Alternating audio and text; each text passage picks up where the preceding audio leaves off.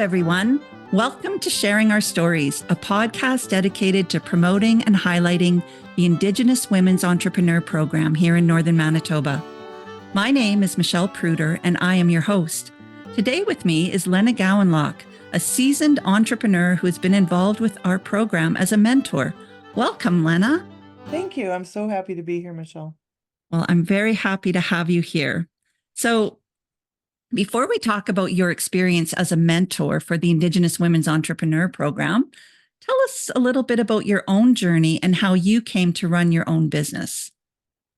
Well, that's a great question. Thank you for asking. I guess I'll start off with I have a commerce degree through the University of Manitoba. I have been committed to lifelong learning. So I've continued to take courses. I worked at H&R Block. I've done all their tax courses, kind of ran that business there for a while. In my previous life and previous marriage, we had an auto body business. So I did the accounts payable, receivables, payroll. Had another job at Triple S Realty, which was balancing cash deposits, taking inventory in restaurants and bars. And also in banking, I spent 16 years in banking, personal and business. And then I left that to go to Edward Jones and opened up the Edward Jones as a broker, as a certified financial planner. And yeah, so knowing I wanted to own and run my own business. Okay, so you were the money person expert. So with the Edward Jones business, that was like your own business, right? Like as a broker, you were self-employed doing that. That's correct. It actually works as an employee of Edward Jones, but a commission sales employee. So Okay. yeah. Okay. So, as a mentor, we've been so happy to have you work with several women who've been on the Indigenous Women's Entrepreneur Program. And yes, you've helped them with figuring out money stuff, but there's a lot more to it that you've worked with those women. Can you tell us about your experience working with them? For sure. I think it's such an exciting journey to be on, for starting any new venture, but I mean, a new business, it's like your baby. And it's so Mm. exciting. So I'm going back to the days in my business banking days. I'm putting on my business banker's hat and I'm looking at, what industry are they operating in, and helping them identify their strengths, identify opportunities, threats, what's their competition, that sort of thing, and helping them think through the whole process because, if you've never done something before and if you don't have a recipe, you kind of don't know what you don't know, right? Like if Right. you were gonna go and bake some bannock, that might be three ingredients, but when we're talking about a business, it might get a little bit more complicated with the ingredients or the things. So there's a lot more moving parts, right? Than Mhm, between mhm. baking a bannock or baking a fancy a fancy cake or pie. Right. Right. So, you don't know what you don't know. And I feel that I've been a pioneer in so many ways, being in the North, being in the banking industry, which was pretty much a male-dominated industry. Even the financial services industry, I never had to line up for the washroom, you know. Right. Right. Uh, so, it's exciting being a woman in business, but again, being helping them become pioneers and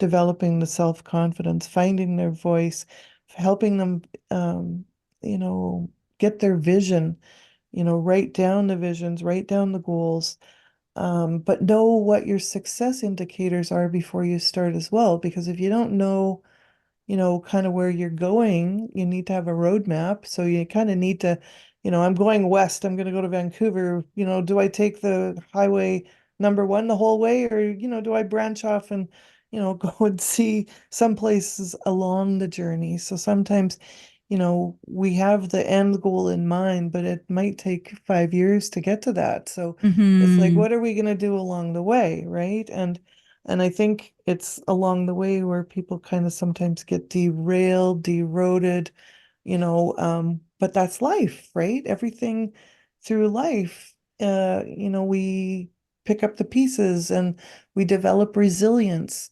And sometimes we've not been, in this particular path, but we've done something similar before. Someone else has done something similar before. So if we can share our stories, Mm-hmm. about how we've gotten through things, I know that you've had a lot of adventures and there's a lot of parallels to draw to life. Like, for example, your canoeing adventures Mm-hmm. and getting into cold water. And actually that's an NLP practice that we do, NLP, neuro linguistic programming, which is a type of coaching that I do as well, so strengths-based coaching. And we draw those parallels. You got yourself out of that situation and you drew on all of your past experiences from that. And again, it might not be the same exact um, project you're tackling, Right. but you can still draw on those strengths that you have developed in other areas of your life, right? So I think it's Yeah. helping people find that, yeah, they've done something similar to this that they can draw on from past experience. It might not be exactly the same. So I think storying is really important. And I feel since we've, gone through COVID and we've been in lockdowns, I think that there's a lot of isolation that's still happening. And I think we have to get people out, get people talking, help them find their voices, help them find their vision and launch, right? No failure Mm-hmm. to launch. One book that I've read that's really had an impact, I think, on my decision making is it's called 4,000 Weeks. When we're Mm. born, we have 4,000 weeks. And, I turned 60 last year and it's like, okay, how many more weeks do I have left? What kind of legacy do I want to leave behind in this world? How many lives can I touch? How many people can I help? So that's the way I kind of approach this whole thing. And yeah, so many opportunities and Wow. Yeah. Well, I know that the women that you've worked with have shared with me just how much it meant to them to have a mentor to help guide. And I think sometimes it's not so much the things that you've told them, but more maybe the questions that you've asked them that help them to sort of think through uh, what their vision is or what their next steps will be. And I think that's often, we have the wisdom in us, but we just need to draw it out. And I right. think when you're talking about being with other women or having someone to talk to, it helps to draw out some of those ideas or thoughts or just to be able to share them can be so valuable. Yeah, and it's a great point. And one of the things that I remind myself is that we're often invisible to ourselves. And Mm, it takes you might see a quality in me that I never thought that I had, and I see right, that in you. And it's in our interactions that it's like, wow, okay, Michelle noticed that I have this strength. How could I leverage that?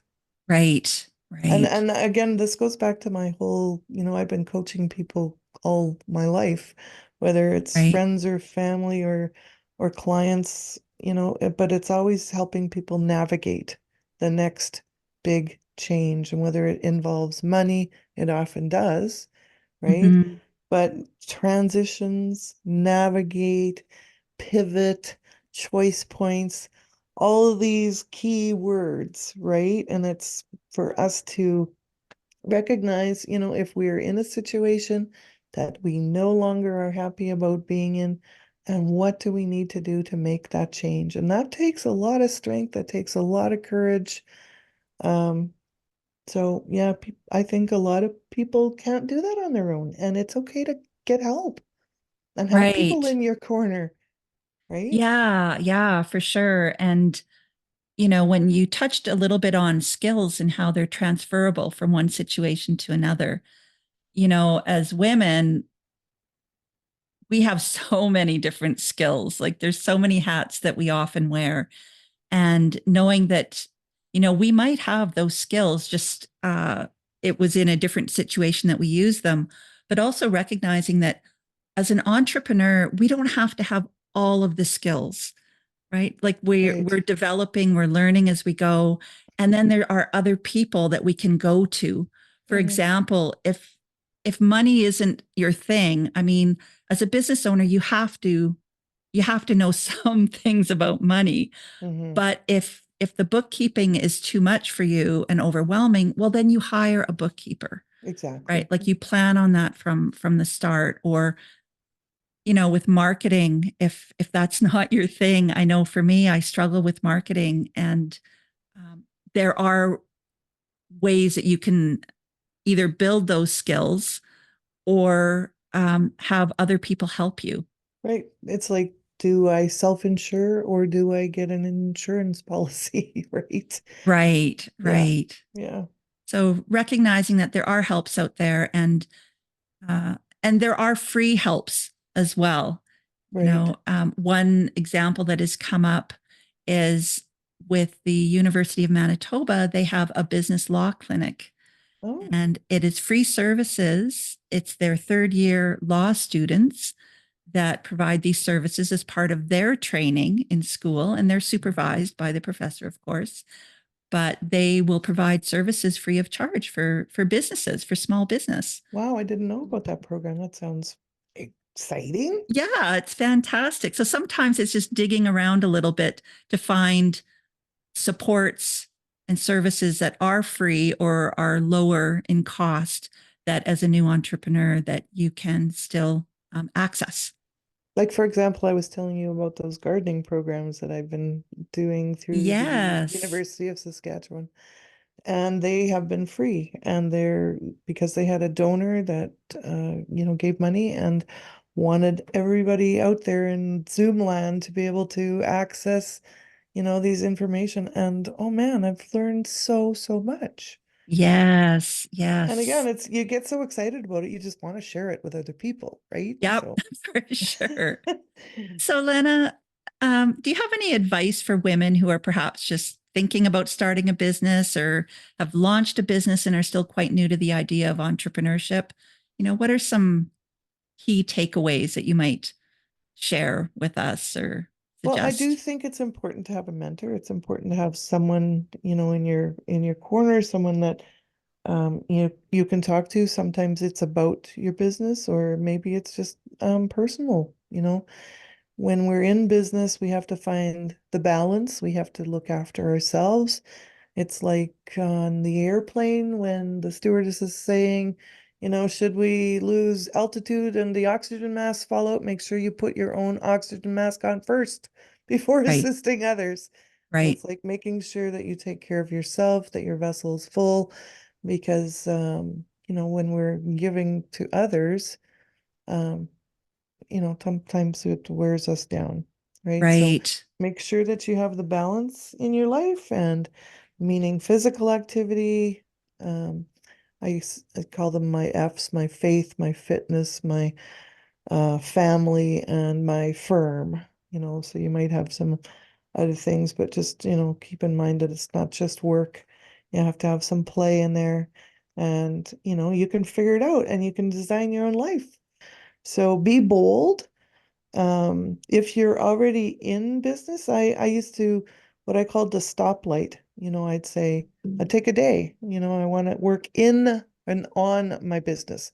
If I'm right, working in my business, I'm working, with my clients. But if I'm working on my business, that's when I say, okay, how's my marketing going? Am I targeting the right, people? Am right, I doing enough seminars? Am I doing enough public education? um that sort of thing. So um and sometimes we just do things because we've been doing it, and sometimes it's like, do I really need to be doing that? right. How is that adding value to my business or adding value for my clients? And Yep, sometimes you get busier and busier and you can't keep doing what you started. Mm, Like for example, phoning everybody on their birthday. Well, right. so it's like, okay, maybe I'll phone them on their fives and their zeros.